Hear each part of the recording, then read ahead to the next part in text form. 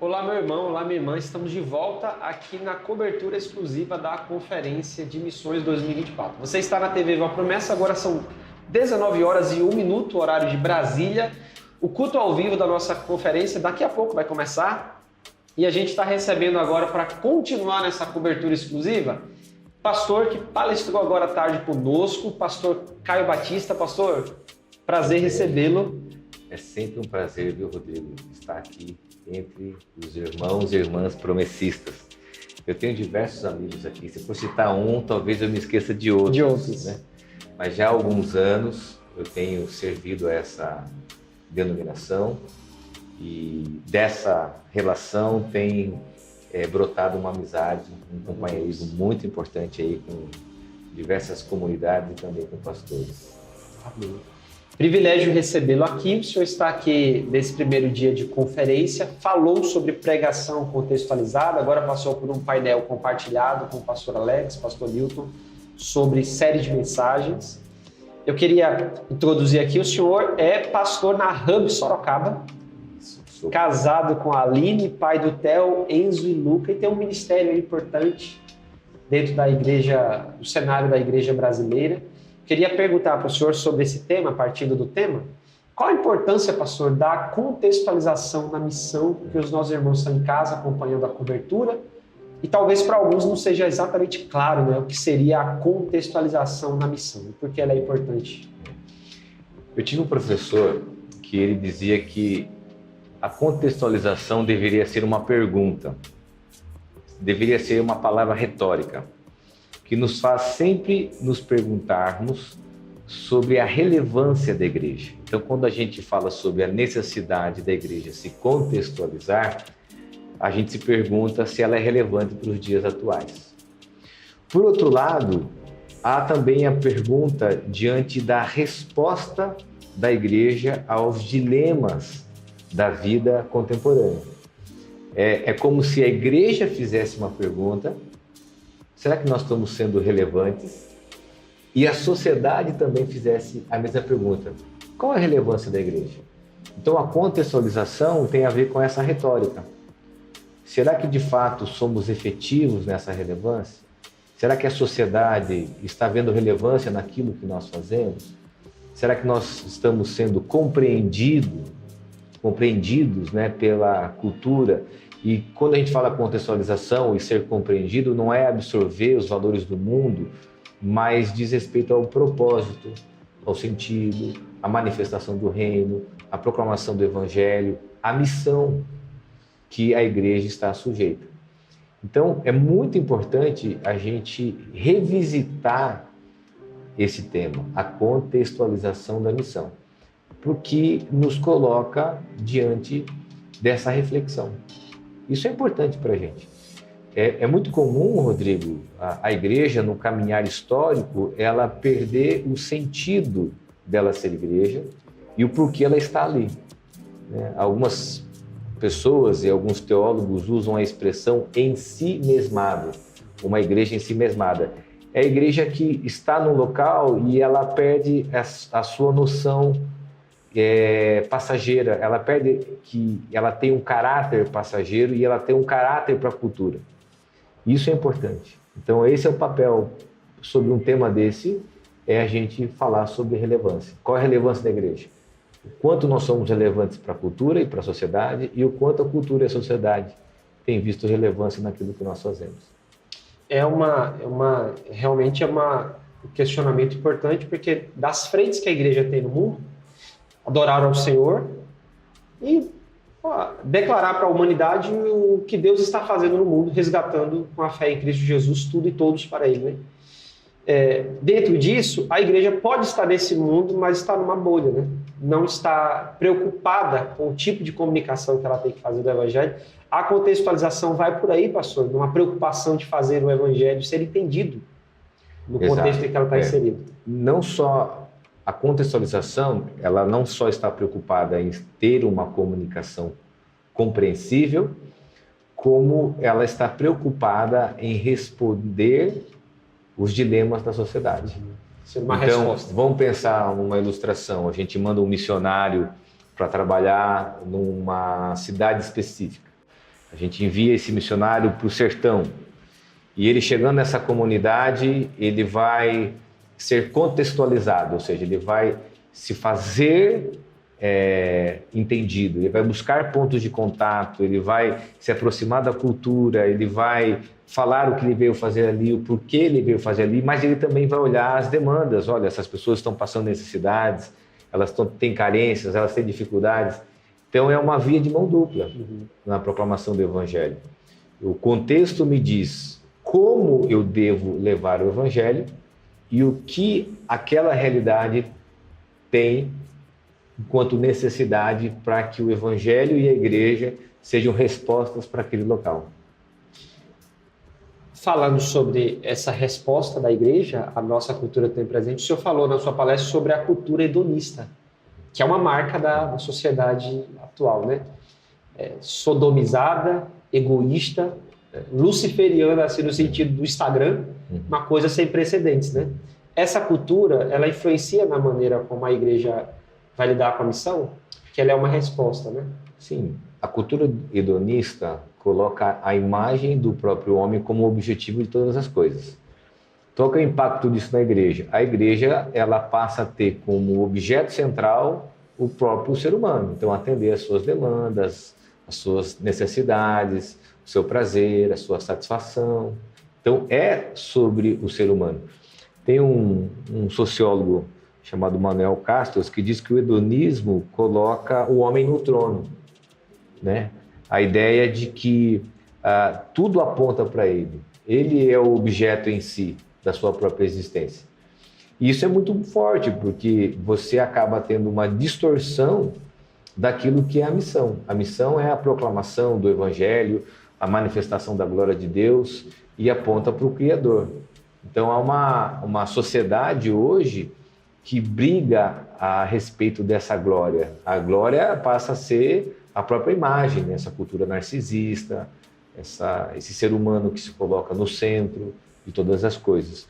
Eu acredito que uma outra coisa que atrapalha a igreja na cultura hedonista é quando nós colocamos que a igreja serve o ser humano, no sentido de olhar para ele e satisfazê-lo, já que ele está no trono, e não na expressão da adoração, onde a gente olha e se rende e reverencia aquele que é o único digno, que é o próprio Deus, né? Então, acho que esse é um ponto importante. De uma forma também preocupante, essa sociedade que é hedonista, ela é visual, ela é a imagem, né? E essa imagem, ela também é sedutora para a igreja, porque a igreja ela começa a achar que tudo se dá na esfera visual, tudo se dá na esfera da imagem, e não daquilo que é a igreja encarnacional, ou seja, a igreja encarnada, a igreja que está ligada à vida e está ligada à agenda humana, né? Esse é um desafio, né? Vou dar um exemplo, talvez, para a gente entender. Um missionário, algum pastor vai até um lugar fazer missão. Ele está mais preocupado em virtualizar aquilo que ele faz, para que a sua imagem seja uma imagem de uma pessoa bem-sucedida, e do que, de fato, o objeto da missão. Então, isso mostra a cultura hedonista. A cultura hedonista ela é uma cultura narcisista. Ela tem como característica a imagem, né? E quando a igreja ela vai carregar um caminhão de doação e ela está mais preocupada na narrativa desse caminhão, desse ônibus até lá, do que na própria missão. Marcas de uma cultura hedonista. É nesse ponto aí que entra a necessidade da pregação contextualizada. Sim, a pregação contextualizada, ela tem a ver com o entendimento da cultura, assim também como a cultura entendendo a proclamação. É muito difícil falar de contextualização sem a gente visitar uma questão, que é a dificuldade que nós temos de confundir forma e essência. Um pastor contemporâneo que trouxe essa discussão dentro do contexto histórico foi o Tim Keller. O Tim Keller era o primeiro cara a dizer o seguinte: opa, peraí, nós precisamos separar o que é forma e o que é essência.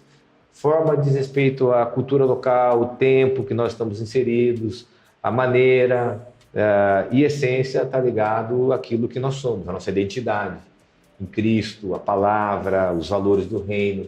Então ele é o primeiro pastor dentro do contexto histórico, reformado, do mundo evangélico, a se perguntar a respeito disso. quais são os limites, né, da forma e da essência. E uma das coisas que ele fala que é interessante é que a forma, ela é temporal e a essência é atemporal. A forma diz respeito àquilo que é estético, aquilo que é o método, aquilo que é aparente. E a essência? A essência diz respeito àquilo que só o Evangelho pode fazer. A transformação, a reconciliação, a restauração, né? Que é o poder do Evangelho. Ele brinca, né, que assim, brinca assim no sentido de dizer assim, o que é a forma a gente pode amenizar, mudar, mas o que é a essência, por exemplo, mudar o coração do ser humano. Você pode pintar sua igreja, você pode mudar a música da sua igreja, mas quem transforma é a essência, é a ação do Espírito que convence o coração do homem do pecado e do juízo, né? Então, fazer essa diferenciação entre forma e essência faz a gente olhar para essa palavra contextualização com um pouco mais de cuidado. Não é tão somente justificar que tudo é contextualização e eu mergulhar nisso sem nenhum tipo de entendimento, né? Senão fica um pouco caricato, né? Sim. Vou dar um exemplo para a gente entender. Eu gosto de falar top, né? Top, eu poxa, o que é top? Daí o meu filho mais novo falou, pai, para de falar top, cara. Eu perguntei para ele assim, mas por quê? Tem uma outra palavra no lugar da palavra top? O que eu poderia falar? Ele fala assim, não, fala que é bom. Só fala que é bom, não precisa falar que é top. Então, às vezes, a preocupação exagerada de criar uma conexão não é em si a contextualização. O senhor falou sobre, nos desafios da cultura, o senhor falou sobre os tags da cultura, as tags da cultura. Para quem anda nesse ambiente virtual da gente, o YouTube e outras plataformas utilizam bastante as tags, né? São palavras-chave que você vai ser achado. As tags da cultura vai por aí, tem a ver com isso que o senhor está falando? Exato. Tem. As tags da cultura, elas mostram o extrato daquilo que está acontecendo nessa vida virtual, no comportamento humano. Elas podem tanto brotar das pessoas, como elas podem ser dirigidas, intencionais, né? Se vocês que são aí da área de comunicação sabem que no ambiente virtual há muita intencionalidade, né? Há muita manipulação através de algoritmos, influenciando inclusive essas tags, né? Num tema, num assunto. E essa intencionalidade das tags, elas têm um circuito. O ambiente virtual é um ambiente de influência. O ambiente virtual é um ambiente de manipulação. Essa é uma coisa que a gente sempre tem que lembrar. A virtualidade, ela é um ambiente manipulado. Tanto no que diz respeito à minha imagem, um filtro para melhorar a minha imagem, como diz respeito, por exemplo, para consumir. Para gerar uma necessidade, eu falar, preciso trocar meu aparelho, preciso trocar meu computador, preciso trocar de casa, de carro. Então, as tags da cultura faz a gente discernir quais situações nós podemos nos aproximar para ter um diálogo, e aí a gente pode olhar e dizer, o Evangelho é contra a cultura, ela não vai a favor desse movimento, nós somos contra no sentido de sermos resposta para isso, ou ela pode estabelecer contatos, vamos pegar uma mobilização hoje em prol das vítimas da catástrofe do Rio Grande do Sul. É uma tag onde a igreja pode ser no movimento a favor da cultura, porque a cultura está se mobilizando. Então ela pode estabelecer essa ponte de contato. Lembrando que a gente precisa diferenciar aqui o que é cultura, o que é mundo, composição teológica, valores do mundo. A gente precisa discernir isso, né? O Pacto de Lausanne vai dizer que a cultura ela tem marcas do belo e marcas do pecado. Então, na cultura a gente encontra coisas boas, mas marcas do pecado. E nessas marcas do pecado a gente encontra os valores do mundo. Para quem está em casa nos ouvindo, possivelmente tem pregadores, gente que é do interesse da pregação, se importa pela pregação na palavra no ambiente do culto, né? Tem um perigo em se contextualizar tanto a pregação que ela desfigure a pregação bíblica, porque o senhor falou, as urgências das tags da cultura nos atrapalham na pregação do Evangelho. Algum parâmetro que precisa ser utilizado aí para a pregação não ser só uma resposta rápida, né? Rápida. Exato. Eu acho que o perigo é ser absorvido pela cultura. Essa cultura rápida, essa cultura superficial, Qual que é o perigo da contextualização? Quando ela é superficial, quando ela é caricata, quando ela é uma pegadinha, eu sempre falo isso, né? A gente muda a embalagem, mas a gente negocia a essência, eu vejo, por exemplo, nessa questão da igreja, uma rapidez em contextualizar a forma, e no sentido mais superficial, sem apresentar a essência. Porque se você desconecta as duas coisas, você está sendo só, de alguma forma, caricato a cultura. Né? Eu vou lembrar aqui, com todo respeito, né? Mas quando saiu lá aquela série chamada La Casa de Papel, né? E aí você viu os acampamentos, todos com os temas La Casa de Dios, né? Exemplo assim. Você está fazendo uma conexão rápida com a cultura, está contextualizando, mas em que sentido isso é relevante? Eu, particularmente, não, embora seja pastor de uma comunidade que se diz contemporânea, eu não fico gerando essa caricatura constante, essa imagem constante. Pelo contrário, eu estou mais ligado ao que a cultura causa de enfermidade e dilema, para poder responder, do que propriamente surfar isso achando que isso é contextualização. E às vezes eu acho que esse é o risco. Se preocupar mais com a imagem de ser contextualizado, sem ficar preocupado com a integridade bíblica, com a relevância bíblica, de apresentar a essência do Evangelho. O Evangelho que transforma, o Evangelho que move o coração a lidar com a queda humana, com o pecado, com a natureza desconectada de Deus, com os seus ídolos, que restaura, que reconcilia e que pode redimir o ser humano. Eu pegar uma fala que o senhor falou aí sobre os acampamentos, dentro do movimento evangélico brasileiro, assim, de um tempo para cá, com o avanço cultural que a gente vive nessa geração, que é muito mais rápido, né? Muito mais acelerado do que em outras gerações, que era mais lento, por conta da relativização, alguns crentes pegaram ranço de qualquer coisa que tenha a ver com contextualização. Numa briga legítima por não relativizar o evangelho, acabaram dizendo assim, nós somos assim, nós vamos ser assim, e quem quiser que aceite, a gente não precisa fazer nenhum esforço para fazer nenhuma ponte cultural. Existe alguma diferença muito clara para o senhor de contextualização e relativização? A relativização, ela vai abrir mão da essência. Acho que esse é o ponto. A gente tem princípios fundamentais que nós cremos desde as nossas confissões, desde os documentos da igreja ou desde a revelação bíblica, que a gente não abre mão. Então, quando eu vou falar, por exemplo, não, eu abro mão disso para que eu me conecte a um grupo, a uma cultura, eu estou abrindo mão daquilo que é essência. Eu acho que o grande problema de dizer assim, precisamos relativizar isso, a cultura que relativiza, ela relativiza fundamento, né? E aí a gente parte aqui, que a gente acaba indo para uma aula de filosofia, né? A gente tem a modernidade marcada pela cientificidade, pós-modernidade, relativização, e agora nós estamos vivendo a pós-verdade, onde a verdade é minha. Eu ponho onde eu quiser, eu ponho ela e acredito, eu abro mão, porque ela é minha verdade, né? Apontando de novo para essa cultura hedonista, né? Então o problema maior é esse, né? Acho que a diferença é que a contextualização não abre mão da revelação de Cristo.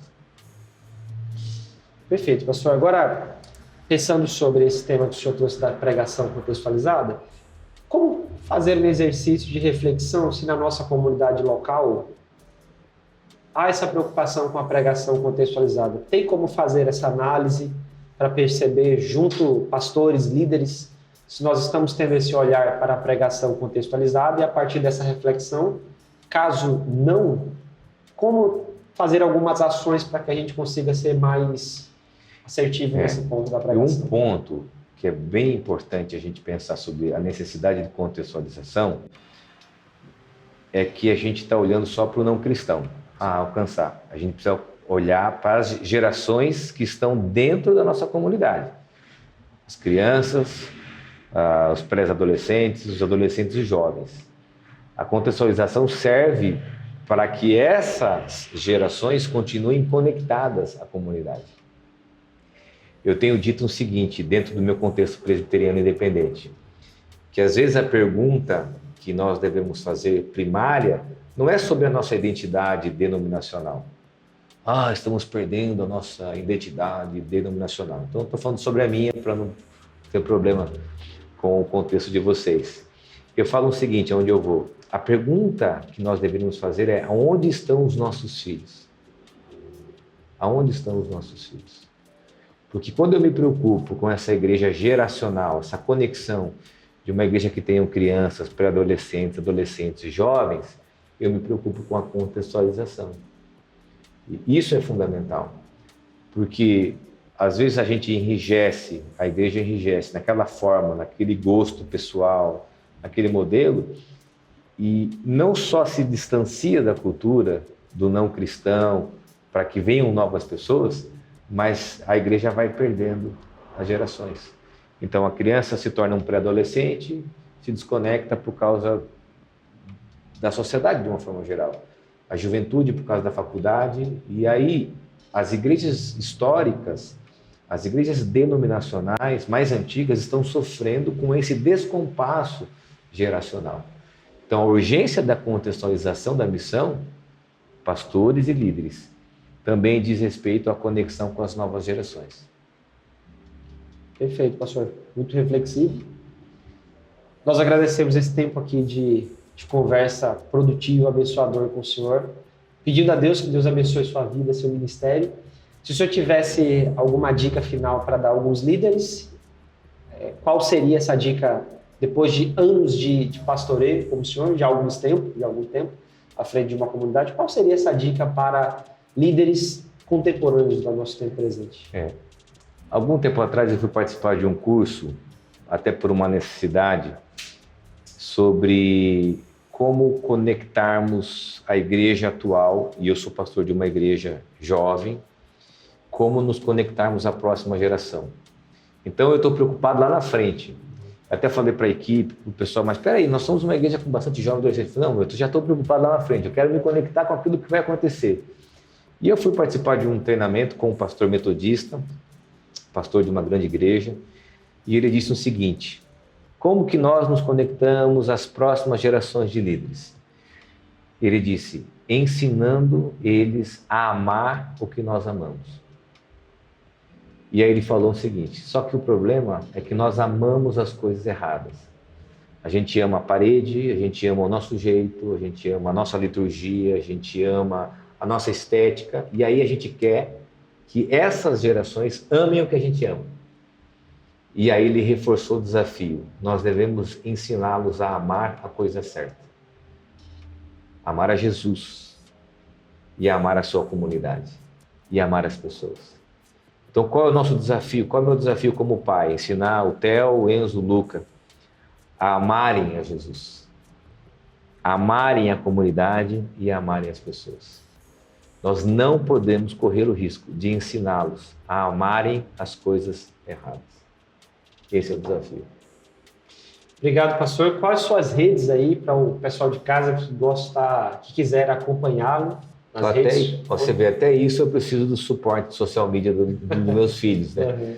Eles falam: pô, você não repostou, você não viu inbox. Então, a pedido dos meus social medias, a minha rede social é Caio_O Batista, de Oliveira Batista.